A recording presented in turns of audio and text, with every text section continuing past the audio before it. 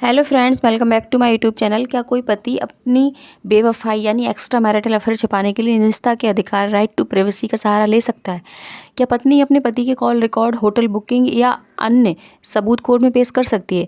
इन सभी सवालों पर सुप्रीम कोर्ट ने एक बड़ा फैसला सुनाया है जो आने वाले समय में कई मामलों की दिशा बदल सकता है। आखिर क्या है पूरा मामला और कोर्ट ने क्या कहा है, विस्तार से जानने की कोशिश करते हैं। So let's get started the video.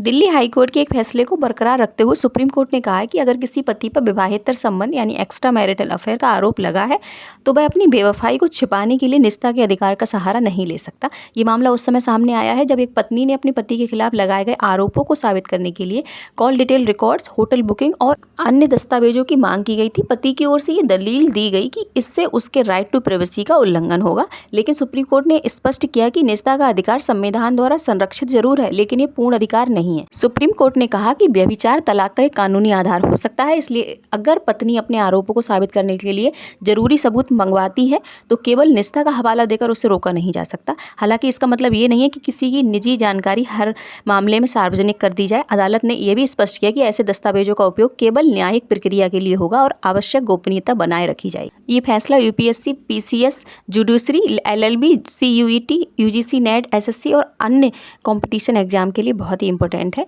और राइट टू प्राइवेसी एक मौलिक अधिकार है, लेकिन ये पूर्ण अधिकार नहीं है। जनहित और न्यायिक प्रक्रियाओं में उचित प्रबंध लगाए जा सकते हैं। तलाक के मामलों में आवश्यक साक्ष्य जुटाने के लिए अदालत उचित आदेश दे सकती है। भारत में निजता के अधिकार की बात करें तो राइट टू प्राइवेसी हमारे संविधान के अनुच्छेद 21 प्राण एवं दैहिक स्वतंत्रता और भाग 3 के तहत एक संरक्षित मौलिक अधिकार है। इसे 2017 में ऐतिहासिक के.एस. पुट्टास्वामी बनाम भारत संघ मामले में सर्वोच्च न्यायालय द्वारा एक मौलिक अधिकार के रूप में मान्यता दी गई। संवैधानिक आधार निजता के अधिकार को अनुच्छेद 21 के तहत जीवन और व्यक्तिगत स्वतंत्रता के अधिकार का एक अभिन्न अंग माना गया है।